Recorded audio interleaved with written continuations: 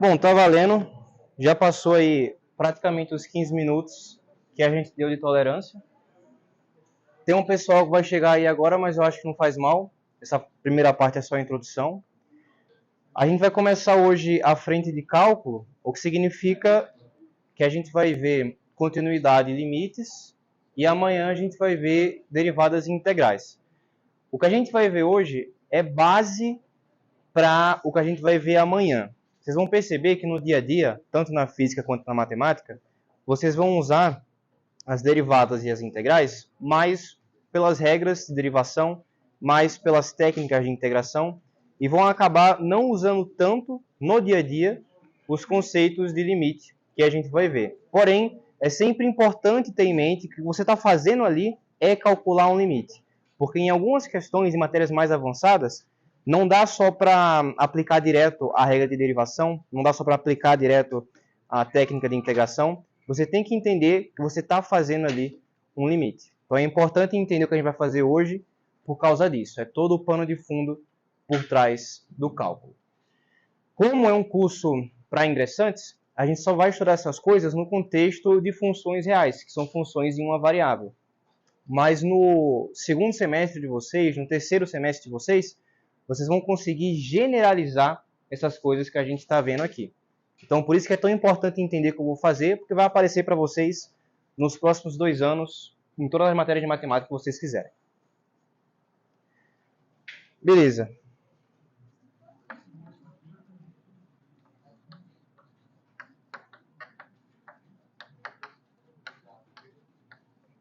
Então, bora começar pelo conceito de continuidade. O que é que significa esse negócio aí? Eu vou fazer a aula hoje em 2 partes. A primeira vai ser uma parte mais intuitiva e a segunda vai ser uma parte mais rigorosa, onde eu vou usar só letras e coisas mais formais mesmo. Então, pensando em intuição, o que é que significa o conceito de continuidade? Continuidade lembra a palavra continuar. Como a gente está trabalhando com funções, se espera que a função continue sendo o que ela é. Eu continuo usando essa expressão o tempo todo nas notas de aula, mas é realmente essa a ideia do negócio. Vou desenhar aqui um gráfico para vocês terem uma noção do que eu estou falando.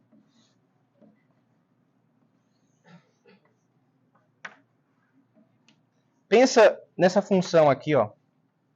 Tem esse gráfico aqui.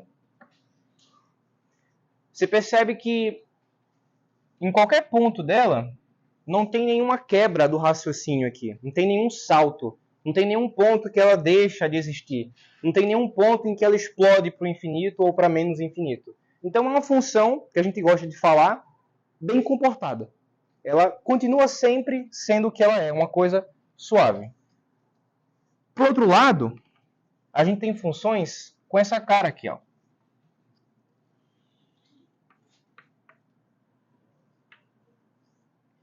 Posso ter funções que têm essa cara aqui.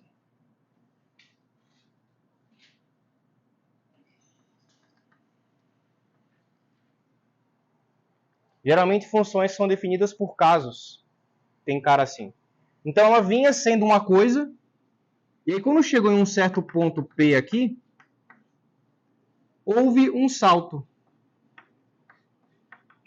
Ela saiu de onde ela estava e passou a ser outra coisa. Você vê claramente que existe uma quebra do raciocínio que ela tinha. Então, de forma intuitiva, isso daqui é uma função contínua. Isso aqui é uma função descontínua.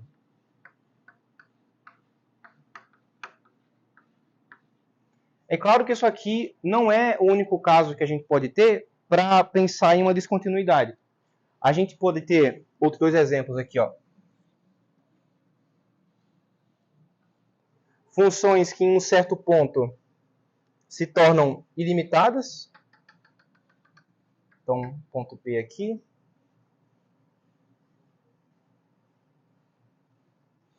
Essa função, ela tem um gráfico que em T ele tende ao infinito. Isso também é um caso de descontinuidade. E o simples fato dela não estar definida em algum certo ponto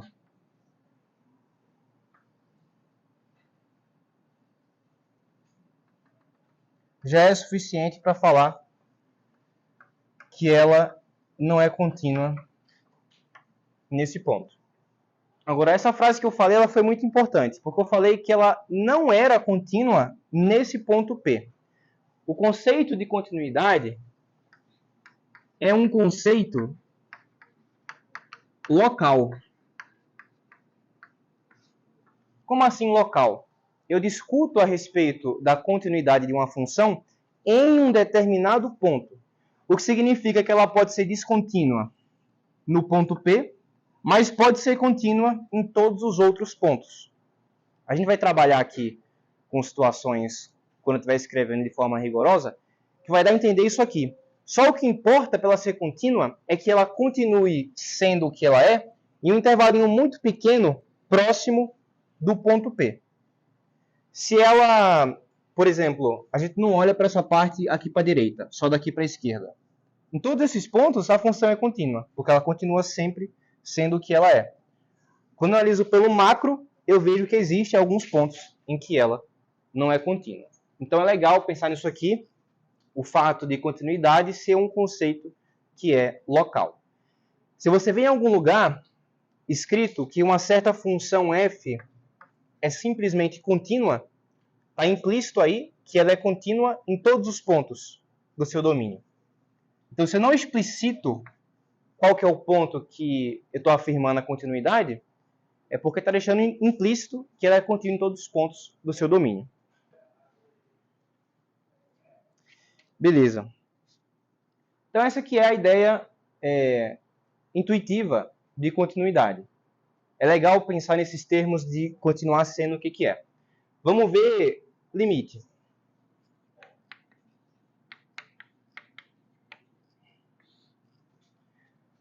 De forma rigorosa, vocês vão ver que a definição de limite lembra muito a definição de continuidade.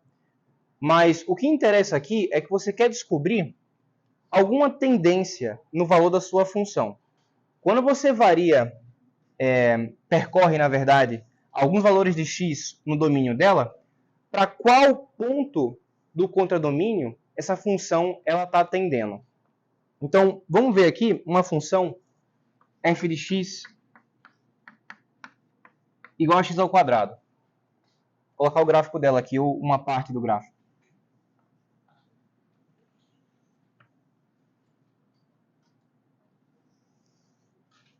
Vou pegar os pontos 1,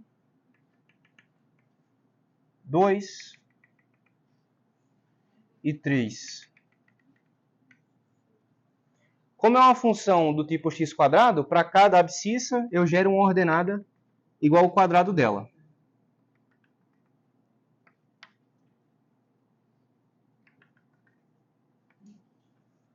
Beleza. Daí eu pergunto, ora, qual que é o limite dessa minha função de x quando eu faço meu x tender a 2? Essa aqui é a notação que a gente vai usar. O limite de uma certa função quando o x tende a algum valor.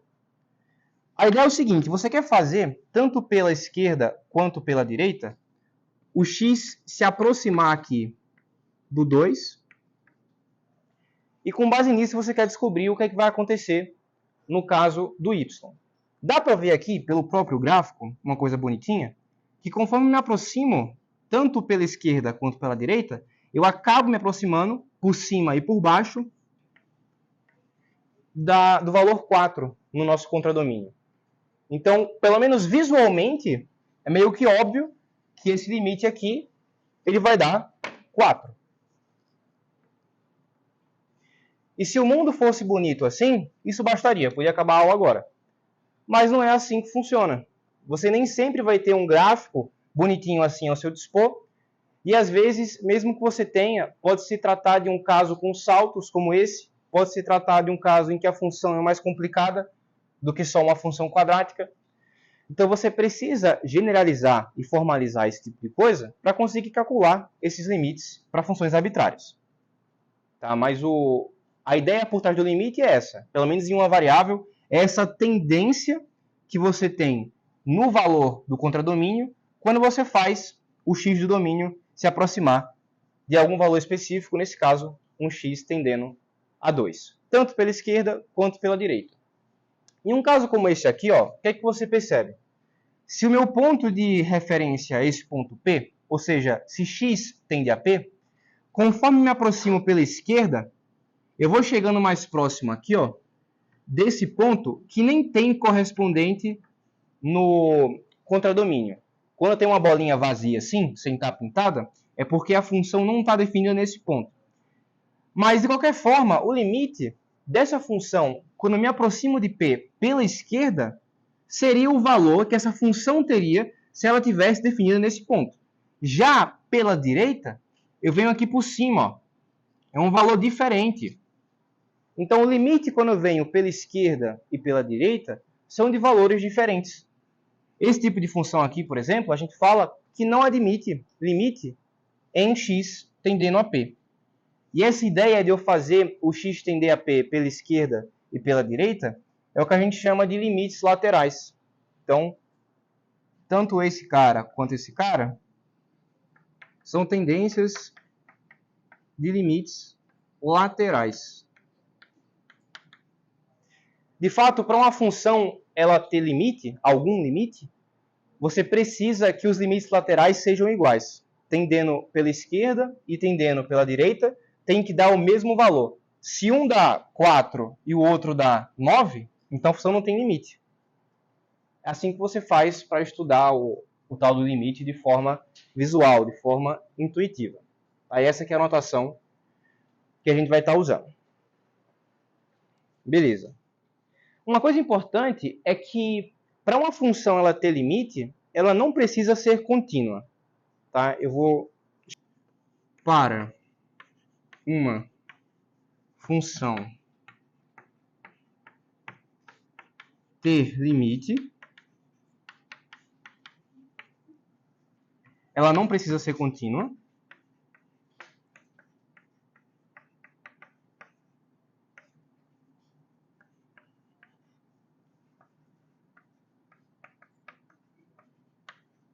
Mas, se for contínua,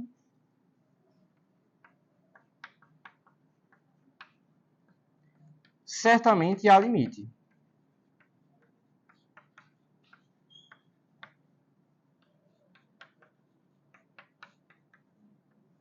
Não só isso aqui, mas a gente vai ver, quando for fazer a parte rigorosa, que se ela for contínua, o valor do limite é igual ao valor da função no ponto. A gente vai ver isso de forma rigorosa. Mas como é que eu posso aceitar e entender isso aqui melhor, que eu acabei de escrever? Pensa nesse caso aqui, ó.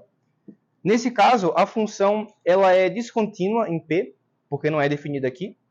Mas se me aproximo pela esquerda e pela direita de P, dá para ver claramente que a minha ordenada se aproxima desse cara aqui, ó. Desse ponto, desse valor que a função teria se estivesse definida aqui. Se ela está ou não está definida, não me interessa. Porque o que eu quero é só o valor que eu estou tendendo. O quão mais próximo eu chego desse cara aqui. Então é por isso que, para a existência do limite, não é necessário que a função esteja definida no ponto ali. Mas em casos como esse, em que tem salto, os laterais não dão iguais, então não tem limite. E em um caso como esse aqui, que a função vai explodir, você vai encontrar um valor infinito para o limite. Então, se é ilimitado, não tem limite, né? Dá infinito.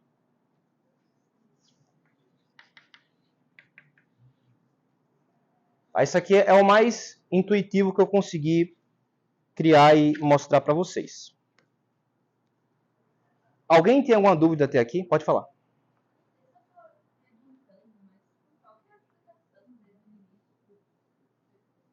Então, eu consegui fazer isso mais rápido do que eu pensei que eu ia gastar. Então, acho que eu consigo passar um tempo na sua dúvida, porque é importante entender isso aqui. Na aula de amanhã, a gente vai ver integrais. E aí, por exemplo, integral, a gente vai estudar como calcular a área abaixo de um gráfico de uma função qualquer. Por exemplo, essa função aqui. Você sabe calcular a área de um quadrado, a área de um círculo, é suave. Mas quando a função é mais complicada, e na vida real tem funções mais complicadas mesmo, não é tão trivial calcular essa área. Então o que é que a gente vai fazer? A gente vai pegar essa função aqui e vai tentar aproximar a área dela usando retângulos dentro dessa região. Então, por exemplo, vamos colocar um retângulo aqui, esse outro retângulo aqui, esse aqui. Então, vou colocar vários retângulozinhos. Vou calcular a área deles, que eu sei calcular, porque a área de retângulo é fácil. E vou falar, dá próximo da área dessa figura aqui. Mas não é exatamente igual a essa área. Então, o que é que a gente vai fazer? Quando você coloca o número de retângulos no infinito, ou seja, vou inserir infinitos retângulos aqui, a área somada desses retângulos vai ficar cada vez mais próxima da área abaixo dessa curva. Então, quando você formaliza uma ideia como a de limite e aplica ela num contexto como esse, isso te permite encontrar o valor da área abaixo dessa curva, o valor exato, não o valor aproximado. Porque nota, quanto mais retângulos eu insiro aqui, mais próximo se torna. Se eu pego uma quantidade infinita de retângulos, ou seja, nunca acaba, e eu calculo esse limite, o valor que ele está tendendo, eu acho exatamente a área abaixo dessa curva. Então, essa aqui é a vantagem de você dedicar um certo tempo para aprender esse tipo de coisa aqui. Existem aplicações como essa, que são aplicações com integração. Lembrando, integrais não servem só para áreas abaixo de curvas, serve também para volume. Você pode definir fluxo magnético em termos disso, momento de inércia. Várias grandezas físicas são definidas em termos de integrais. E também, nessa mesma ideia do limite, a gente vai definir a parte da derivação, que também entra, por exemplo, para conceitualizar a velocidade, a aceleração e outras coisas que têm variações infinitesimais, variações instantâneas. Então esse que é o objetivo da gente estudar isso aqui, porque isso vai definir operações que são mais interessantes. Tá? Esse que é o objetivo. Beleza? Oi? Exatamente. É claro que, por exemplo, se aqui tem 10 retângulos, não dá para eu colocar 20.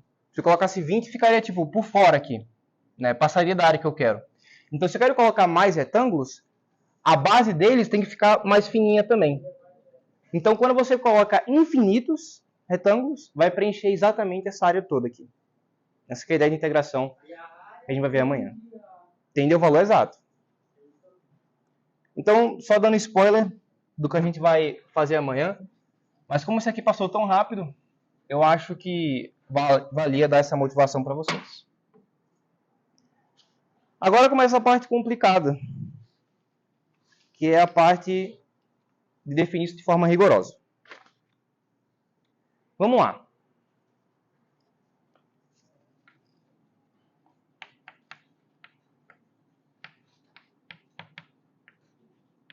Eu vou pedir, por favor, que ninguém fique com vergonha de falar se tiver com dúvida, tá? Porque é abstrato mesmo. Então, se alguma coisa não passou, levanta a mão e eu vou tentar responder.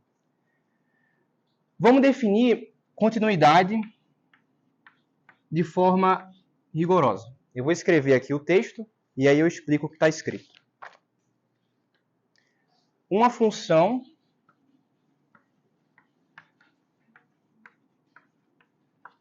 f de x é dita contínua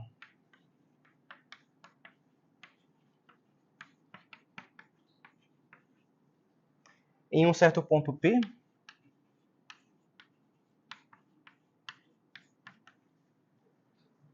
que pertence ao domínio da função se e somente se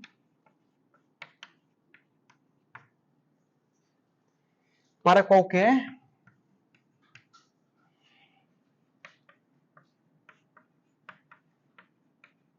epsilon maior que zero dado, existe pelo menos um delta maior que zero, onde delta é alguma função de epsilon, tal que, para qualquer que seja x pertencente ao domínio de f, se, isso aqui é importante, se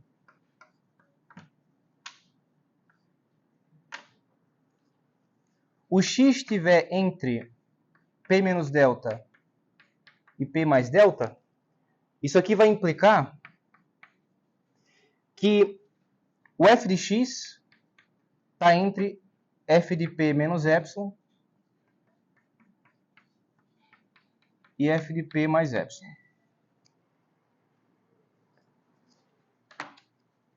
Ok. Isso aqui que é a definição de continuidade. Agora vamos olhar isso por partes. A primeira coisa que a gente fez foi tomar alguma função. Tá. Eu estou afirmando que ela é contínua sempre em algum ponto específico, né? Que pertence ao domínio de f. Se somente se isso daqui for satisfeito. Essa aqui é a condição. Então, tanto epsilon quanto delta são números reais, quaisquer, contanto que sejam maiores do que zero.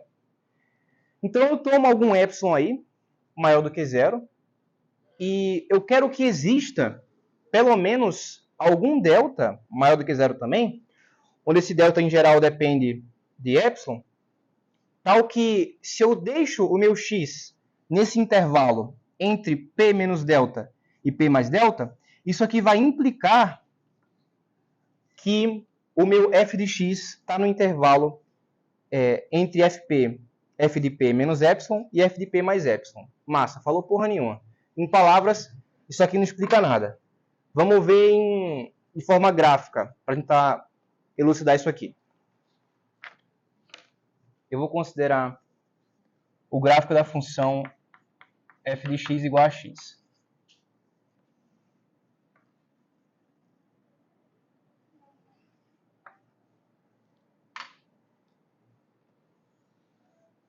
Só esse trecho aqui nesse semiplano. Vamos ver a continuidade dessa função em um ponto P qualquer dela.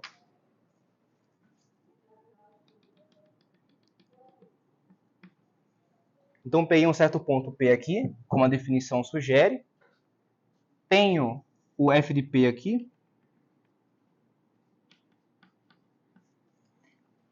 E agora eu tomo algum epsilon qualquer. E você escolhe o epsilon que você quer, tão pequeno quanto você queira. Isso aqui é uma distância epsilon.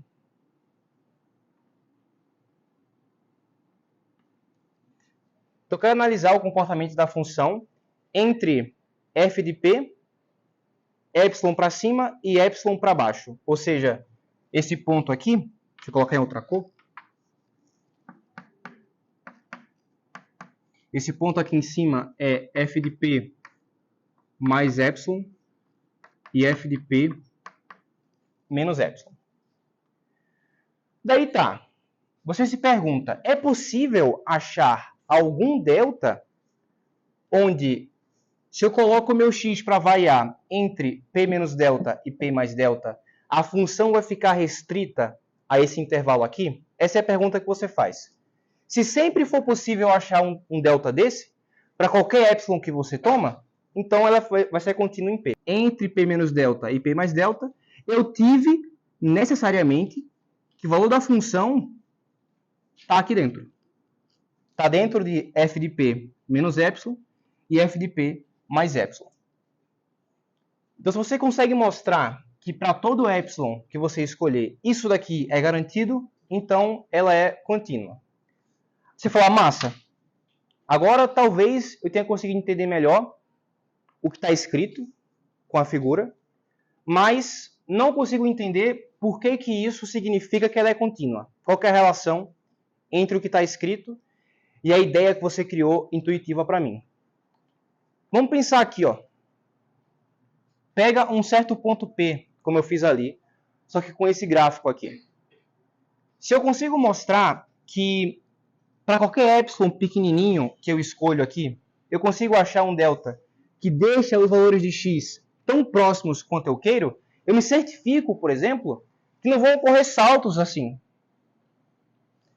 Eu vou fazer um exemplo daqui a pouco, usando números mesmo, onde eu vou mostrar que funções desse tipo não vão satisfazer aquilo dali. E funções desse tipo aqui vão. Basicamente, o que está escrito define função contínua porque garante que nas proximidades aqui do ponto, a função não vai sair, não vai explodir, não vai escapar, não vai saltar. Está definido aqui. Então, é por isso que aquilo garante que a função é contínua. Só que garante de uma forma rigorosa, né? Espero que tenha dado uma luz um pouco maior do porquê que isso define bem continuidade.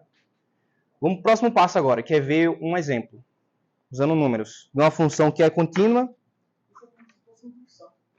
Por quê? Porque quando você está pegando tudo genérico e você está dentro do contínuo, então concordo com você pegar e está lá. Isso sim. Nesse sentido é parecido com indução finita.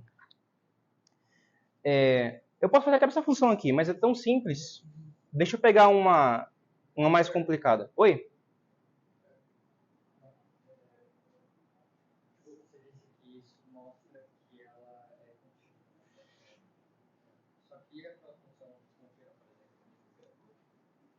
Então, qual que é o problema aqui? Uma boa pergunta. Essa daqui não tem nem saltos, nem tem coisas explodindo. Por que eu não posso falar que essa aqui também é contínua? Porque nota que na definição, a gente trabalha com f de p, que é o valor da função em p.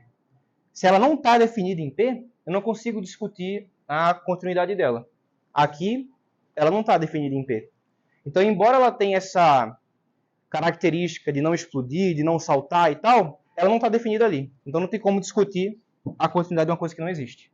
A imagem desse ponto não está no intervalo. Não está. Por isso que não dá para estudar.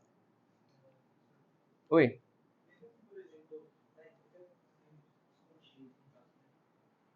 estaria errado se, por exemplo, a gente analisar só uma parte que é contínua e ser pequeno pedaço contínuo, analisar só ele? Pode. É o que eu estava falando do conceito ser local. A função é essa. Só que esse ponto aqui não me interessa. Tanto faz se aqui é contínuo ou descontínuo. Eu quero estudar a função daqui para lá. Aí você pode estudar daqui para lá, fala que aqui é contínuo, e aí maravilha. Usa todas as propriedades interessantes que tem de funções contínuas, que a gente vai ver. Pode falar.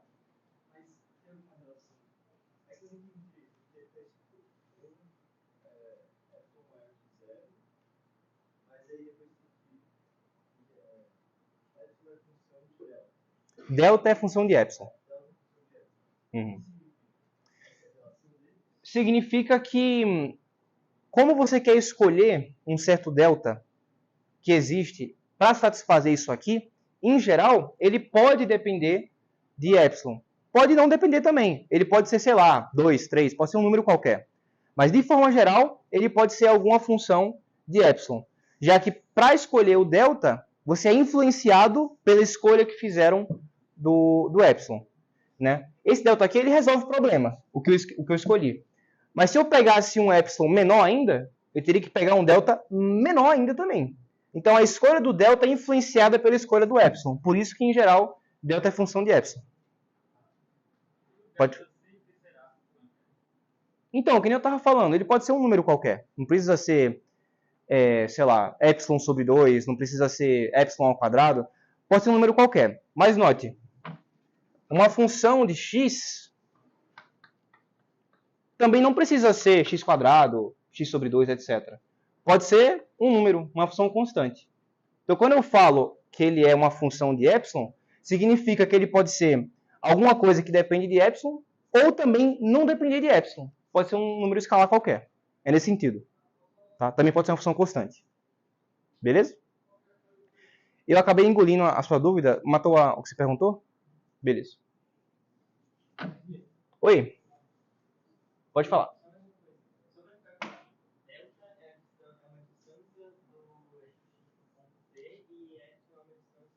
No eixo Y. Exatamente. Tem uma coisa... Pode falar. O delta vai ser sempre menor que o epsilon. Se você escolhe, num caso como esse, um delta igual a epsilon, também resolve pela função ser f de x igual a x. Então dá simétrica, dá bonitinho. Mas em algumas funções, em geral, você vai ter que acabar escolhendo um delta que é menor do que o epsilon, para poder restringir aqui. Tá? Mas depende da função, isso aí, geralmente. O que importa é que ele é função de epsilon, e o que importa é que os dois são números reais maiores do que zero. Uma coisa que eu não escrevi aqui ainda, mas que é interessante, é que a gente pode reescrever essas condições aqui usando notação modular, que a gente viu na primeira aula do curso. Que é o seguinte, isso aqui significa que módulo de x menos p é menor do que delta. Isso aqui significa que o módulo de f de x menos f de p é menor do que epsilon. Então, daqui para frente, eu vou escrever coisas de continuidade e coisas de limites usando essa linguagem aqui. Pode falar.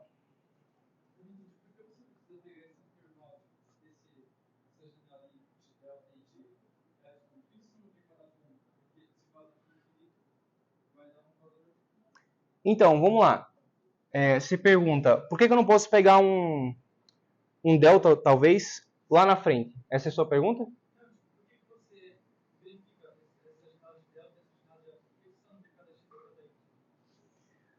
Se você fosse testar para cada abscissa qual que é o valor da ordenada, tudo que você tem são os valores de fato da função.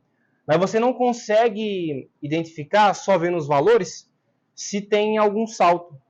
E também sem um gráfico na sua frente. Sei lá, se você tem uma tabela de valores, f de 0 igual a tanto, f de 1 igual a tanto, f de 2 igual a tanto, isso não te dá insight se está rolando ou não saltos ou descontinuidades. Então você tem que analisar o que acontece nas proximidades do ponto para todos os valores da proximidade para descobrir se está tendo ou não salto. Que nem aconteceu aqui, ó. Se você escolhe as proximidades do ponto P, você vê que daqui para cá está tudo certinho. Está todo mundo próximo ali do P, não tem nenhum salto. Mas daqui para cá, do nada, a função pulou. Então, quando você analisa uma janela próxima ali do ponto, você realmente verifica o que está acontecendo ali, se ele está continuando a ser o que é perto dele. Por isso que é mais útil desse jeito.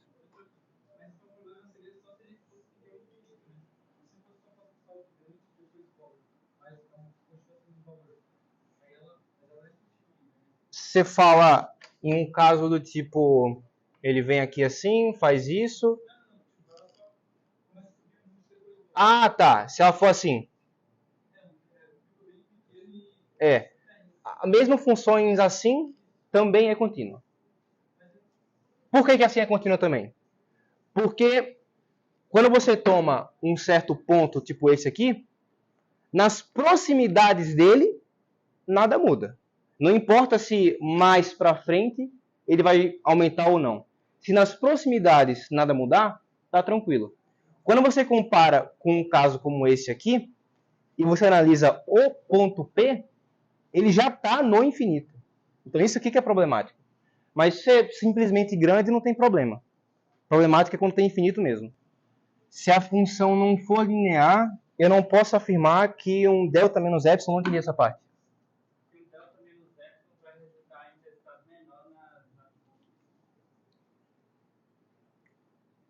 A gente fez o exemplo aqui intuitivo usando uma função não linear, que é a quadrática. E aí eu tomei um certo delta aqui, que no caso seria delta igual a 1, né? E eu mostrei que para delta igual a 1, quando me aproximo aqui do 2, eu vou chegando também cada vez mais próximo da abscissa, da ordenada, aliás, y igual a 4. Então, mesmo com uma função que não foi linear, eu ainda consegui mostrar isso daqui, mesmo que visualmente. Então, acho que não tem problema ela não ser linear. Ok, vamos ver agora limite, a definição de limite de forma rigorosa.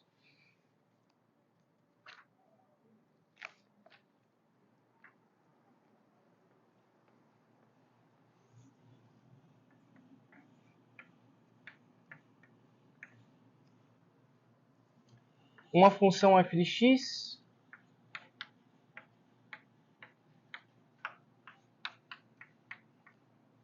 tem limite L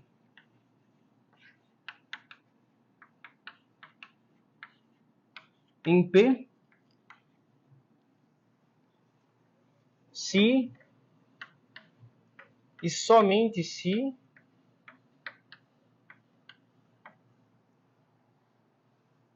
para todo epsilon maior que zero dado,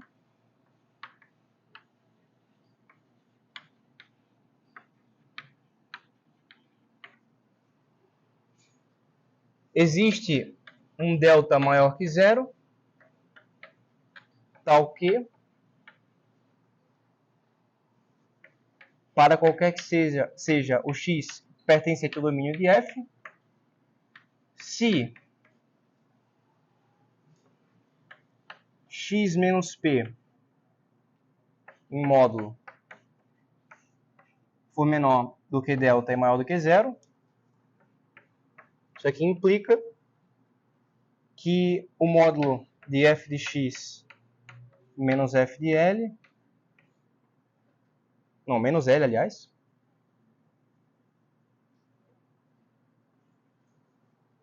é menor do que epsilon. Nesse caso, a gente vai escrever que o limite de f de x quando x tende a p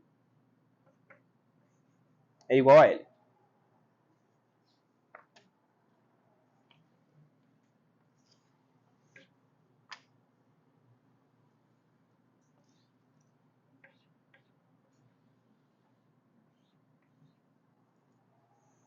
Muito parecida com a definição de continuidade, e não é à toa. E eu estava falando, se uma função ela é contínua, necessariamente ela também tem limite. Só que ela não precisa ser contínua para ter limite. Uma coisa que mostra isso é esse maior que zero aqui, que tem aqui e não tem lá. Por que isso exibe bem isso? No começo da aula eu coloquei um gráfico aqui que mostrava uma função que tinha essa cara aqui, uma bolinha vazia, dizendo que não é definida aqui, mas que ela é quase contínua o tempo todo. Quando eu afirmo que módulo de x menos p é menor do que delta, eu quero dizer que a distância de x até p está ali num raio delta. Quando eu afirmo que é maior do que zero, eu quero dizer que a distância de x até p é maior que zero, ou seja, x não coincide com p. Não interessa o que acontece em P, na bolinha vazia, para ter limite ou não. Como não interessa o que acontece em P, é possível que eu tenha limite, mesmo que não seja contínua naquele ponto. É possível. Não quer dizer que vai ser. Que nem o caso lá do salto, é um caso que nem tem continuidade, nem tem limite. Mas em um caso como esse, eu não tenho continuidade, mas continuo tendo limite. Então, esse que é o negócio. Oi? Mas se eu tiver uma função que tem dois pontos abertos, ou seja, que não passa por dois pontos, então aí eu já não posso dizer que ela vai ter um limite. Como assim? Dá um exemplo. Tipo, função, aí bolinha aberta, a bolinha aberta. Você fala, num caso, assim. Isso. Você ainda pode falar que ela tem limite. Porque só o que interessa, o que está nessa definição aqui, é quando você se aproxima desse ponto aqui, pela direita e pela esquerda, nas proximidades aqui do ponto. Se lá na frente tem uma descontinuidade, não me interessa. Para ter um limite, basta que pela esquerda e pela direita eu tenha uma tendência para um mesmo ponto aqui. Quais são as proximidades? As proximidades são... São. São extremamente relativas. Por isso que a gente toma um epsilon maior que zero qualquer dado. E também um delta maior que zero qualquer dado. Quando você fala uma coisa estritamente maior que zero, pode ser 0,1, pode ser 0,01, pode ser 0,000, várias vezes 0,1. Então, por isso que você tem que mostrar, na sua demonstração tem que estar claro, que você está tomando um intervalo tão pequeno quanto você queira. Tem que ser uma coisa geral. Então, isso que é proximidade. É uma coisa tão próxima do ponto quanto seja necessário. Então, sei lá, se tivesse uma bolinha aberta aqui, ó, bem perto desse ponto, ainda assim teria limite. Porque não interessa o que acontece em uma bolinha perto dela, e sim infinitesimalmente perto dela. É isso que vai definir se tem limite ou não. Sacou? Obrigado. Imagina.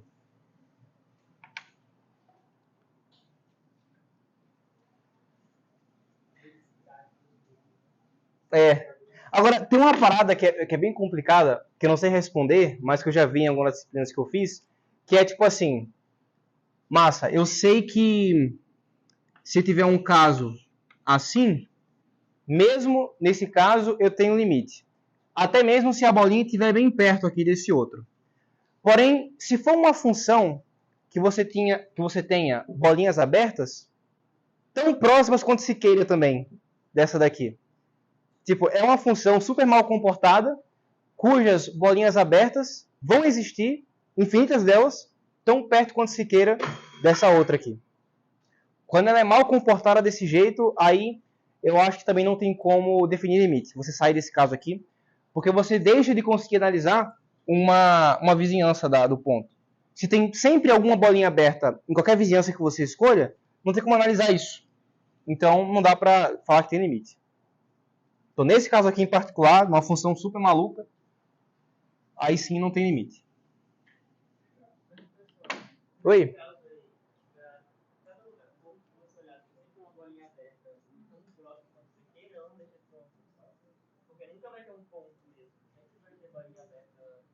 Mas eu entendi o que você quis dizer.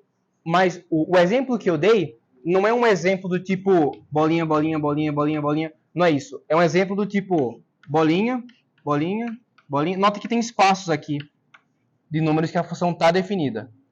Só o que eu quis dizer é que mesmo nesse espaço, aqui no meio, vai ter alguma outra bolinha também. São vários pontos consecutivos definidos e não definidos. É como se eu tivesse, sei lá, 1 está definido, 2 não está, 3 está definido, 4 não está. Aí que tá. A função é definida de tal forma que mesmo quando você dá zoom aqui no meio, vai se repetir esse padrão de pontos definidos e pontos que não estão definidos. Tem. Eu só não estou lembrado dela agora. Eu acho que eu vi tipo num caso super específico, em álgebra linear, eu acho. Mas existem anomalias como essa aqui na matéria.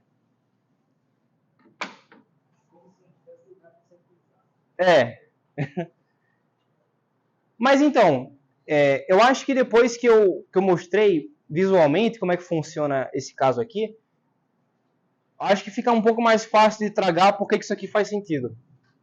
O que você está pensando? Estou me aproximando do ponto P, pela esquerda e pela direita, estou pegando um intervalinho ali. E se isso implicar que nas ordenadas eu estou cada vez mais próximo de um ponto L, então eu afirmo que o limite da função, quando x tem nesse ponto P, é esse próprio L. Imagina, se eu me aproximo pela esquerda e pela direita do ponto 2, e eu pareço me aproximar cada vez mais do ponto 4, então é isso que eu vou falar, que o limite da função é 4. É o que está escrito aqui. Aqui é a distância de x a P, e aqui é a distância de f de x a L.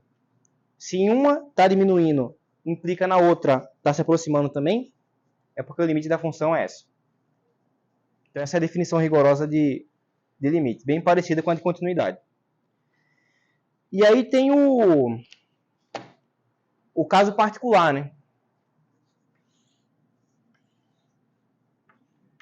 Se f de x for contínua,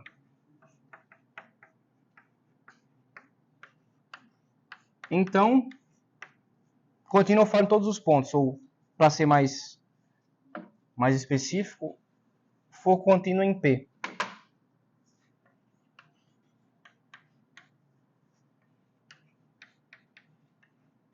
Então, o limite de f de x quando x tende a P é igual a f de P. Pensa assim, né? A função é bem comportada, como essa. O limite da função de quando x tende a 2 é f de 2, que é 4 nesse caso. Nesse caso aqui eu falo em um f de p qualquer. Mas essa que é a mensagem. Se ela for bem comportada, se ela for contínua, o limite da função, quando me aproximo do valor p do domínio dela, é o valor dela no ponto p. Justamente por causa desse comportamento aí bonitinho da função contínua. Vamos ver o limite de uma função linear também, de forma usando epsilon e delta, como calcula. Ou no caso, como mostra que é.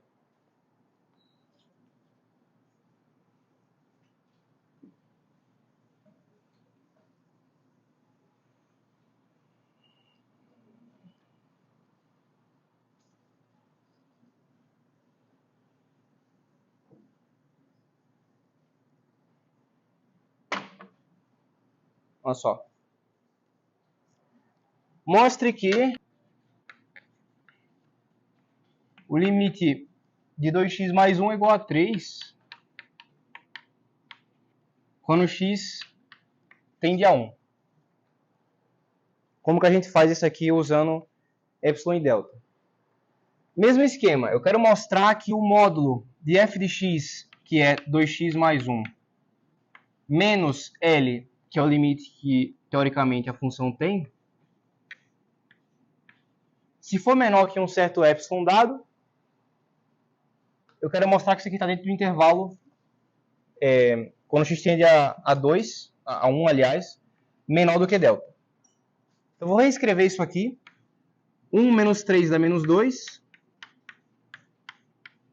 E agora eu divido por 2, dos dois lados. O que está escrito aqui? A distância de x até o ponto P que eu quero, que é 1, está sendo menor do que algum número que é maior do que 0. Então, se eu defino delta igual a epsilon sobre 2 aqui, módulo de x menos 1 menor do que delta, está implicando no quê? Se eu reescrever aqui de baixo para cima, que o módulo de 2x menos 1, mais 1, aliás, menos 3, é menor do que o epsilon dado. Então, esse cara aqui, que é o 3 no caso, é o limite da função pela definição. Eu sei que parece uma coisa puta artificial, mas o intuito de fazer isso aqui é puramente pedagógico, para vocês entenderem como que a definição funciona. Pouquíssimas vezes vocês vão fazer conta desse jeito aqui, mas para entender mesmo por que a definição funciona e como que a gente formaliza o conceito de limite. E pode também aparecer em lista para vocês fazer coisa assim, então é legal saber. Segue um esquema muito parecido com aquele que eu fiz ali, né? Encontrar um certo delta e fazer a engenharia reversa para mostrar o caso do epsilon. Tem casos também que usam essa propriedade aqui, ó, da função contínua. E aí é mais fácil calcular. Nem precisa fazer isso aqui, ó.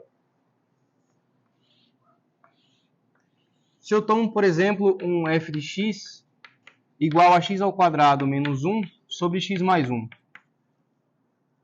Eu quero o limite disso quando x tende a... Deixa eu ver. Quando x tende a 1. E aqui é até menos 1. Eu posso reescrever essa função aqui como x mais 1, x menos 1 em cima. E eu posso cancelar esses dois aqui.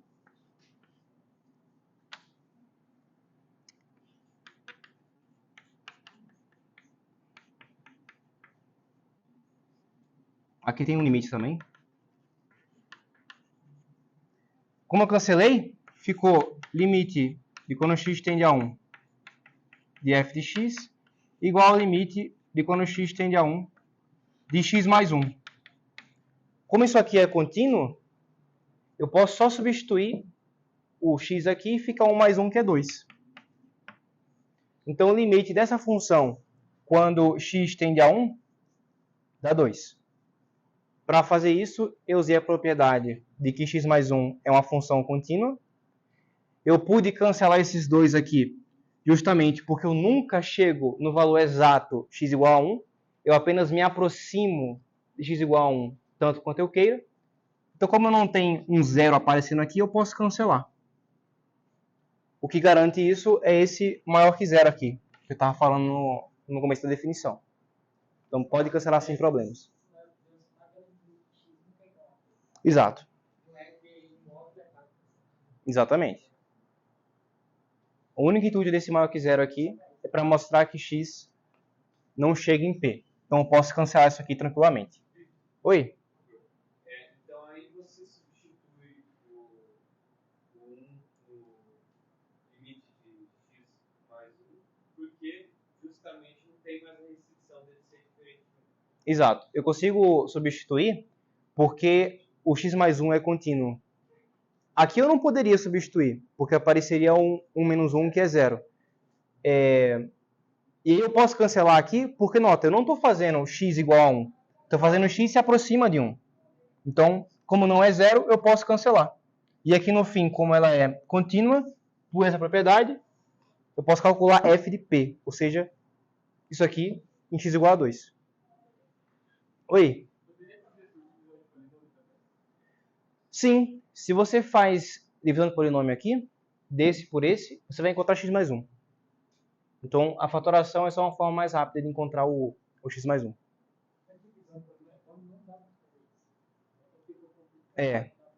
O que ele está falando. Geralmente vai ser melhor fazer divisão de polinômios se não der para fazer esse tipo de coisa, porque aqui ganha muito tempo. Exato. Você levantou a mão? Sim.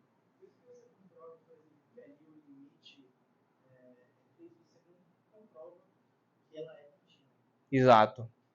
Você não comprova que é contínua porque, embora seja 3, o valor que ela tende, talvez se eu coloco um x igual a 1 aqui, ela pode não estar definida nesse ponto. Como é aqui. Aqui o limite dá 2, mas em x igual a 1 nem está definida. Exato.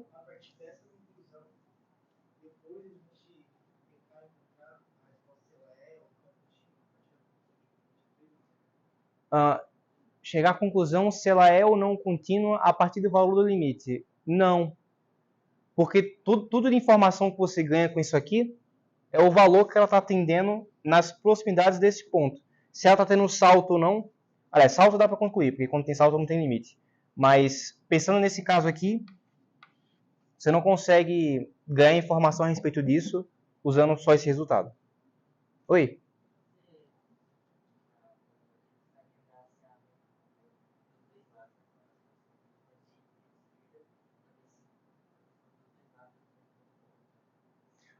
Eu ouvi parte do que você falou, mas eu não entendi qual que é a dúvida.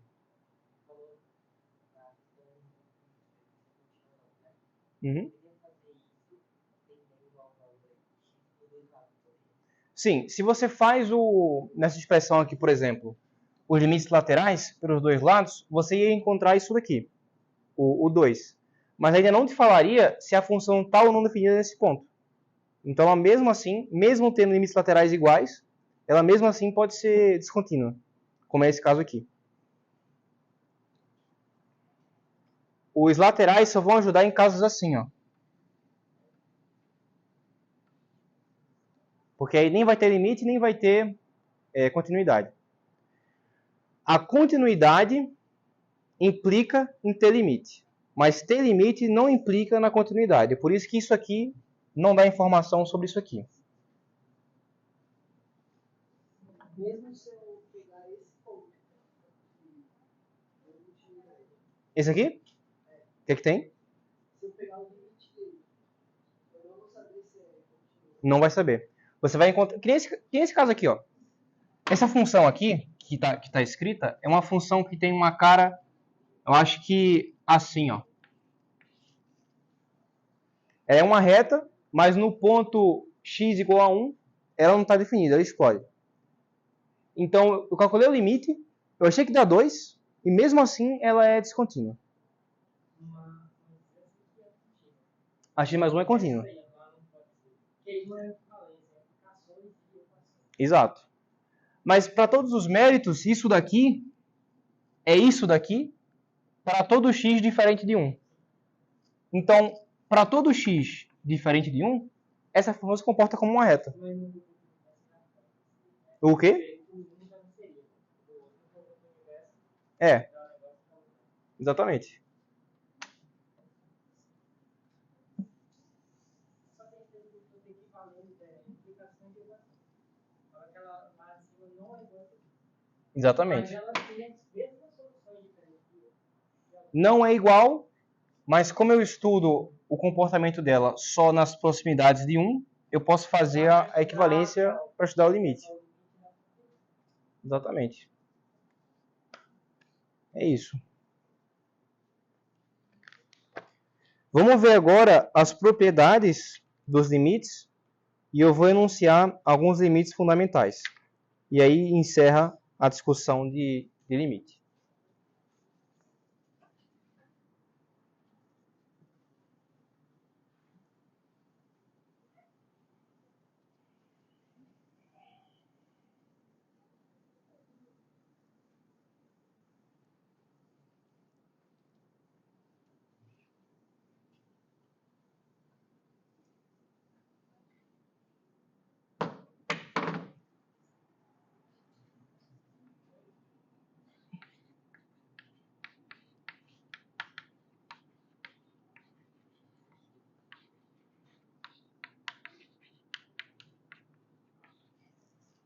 Beleza. Então, existe o limite da soma.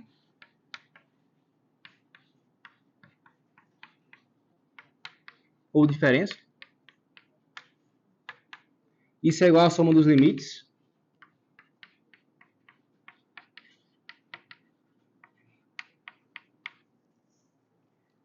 Existe o produto e a razão.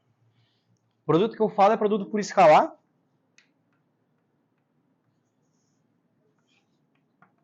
Tanto a soma quanto a diferença é igual a soma? Ah, perdão. Mais ou menos. Imagina.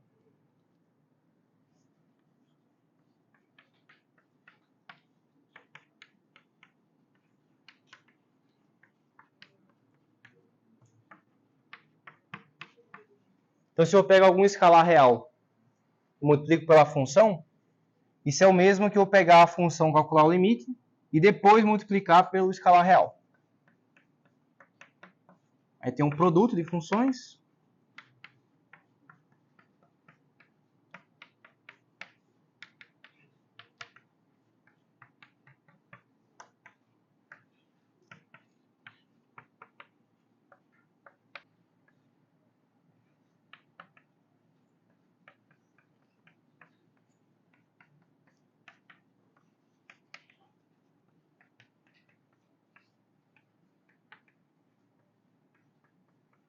Dado que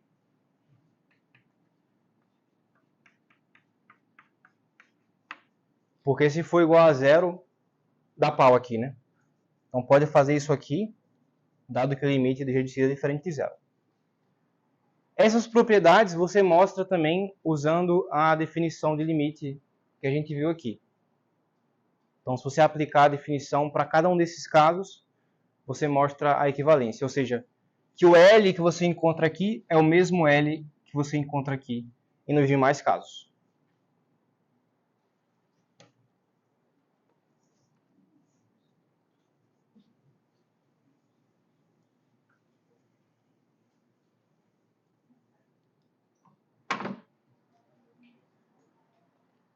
Isso aqui é útil, esse tipo de coisa aqui, porque se ele pede para você calcular, por exemplo, o limite de x² vezes seno de x para x igual a π.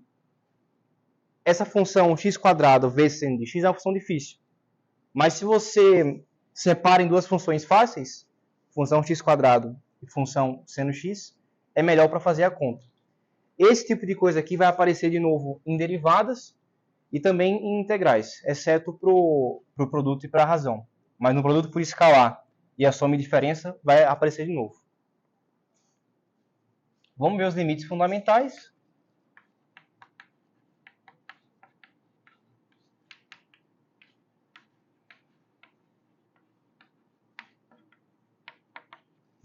Tem o do seno.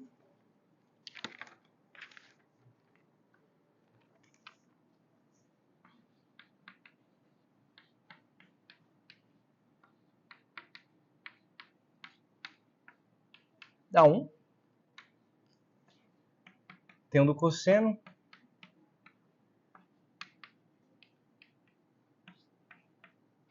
Dá 0. E tem o do logaritmo.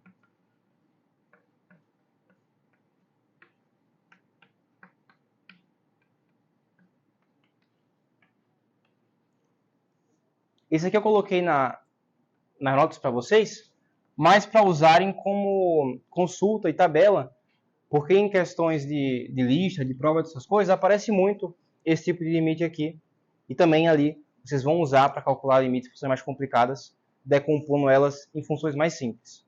Então esses dois aqui são mais coisas tabeladas do que qualquer outra coisa. Então eu coloquei lá também nas notas uma par de exercícios para vocês, de limite. Vocês vão resolver fazendo manipulação com fatoração, manipulação trigonométrica e coisa desse sentido. Daí amanhã a gente vê derivada e integral, que são aplicações do conceito de limite que a gente construiu. Ambas, vocês vão ver, são dois limites, só que aplicados em contextos diferentes. Lugar nenhum, porque alguns dos exercícios eu montei na minha cabeça mesmo e outros eu peguei de livros separados. Mas, via de regra, se você fez algum exercício e está na dúvida se está correta ou não sua resposta, você pode falar comigo e eu confirmo. Imagine. Daí amanhã também, se der tempo, a gente vai ver a regra de L'Hopital, que usa a derivada. Ela serve para calcular limites que aconteçam coisas desse tipo aqui, em que o numerador ou o denominador dão 0, e você não conhece uma forma legal de fatorar e simplificar a expressão. Mas se você não conhecer, dá para calcular o valor desse limite usando a regra do L'Hopital, que envolve derivadas. Então, é uma aplicação legal também, que vai voltar na ideia de limite. Oi? Amanhã a aula é no mesmo horário, né? É sim, 2 às 4. Espero que o negócio do metrô já resolva hoje, e aí todo mundo consegue chegar a tempo também. E amanhã a gente encerra o curso. A pessoa que tinha me perguntado sobre isso daqui, se quiser ficar agora no fim da aula, para a gente discutir e chegar à conclusão, pode ficar também. Mas o resto está liberado. Até amanhã.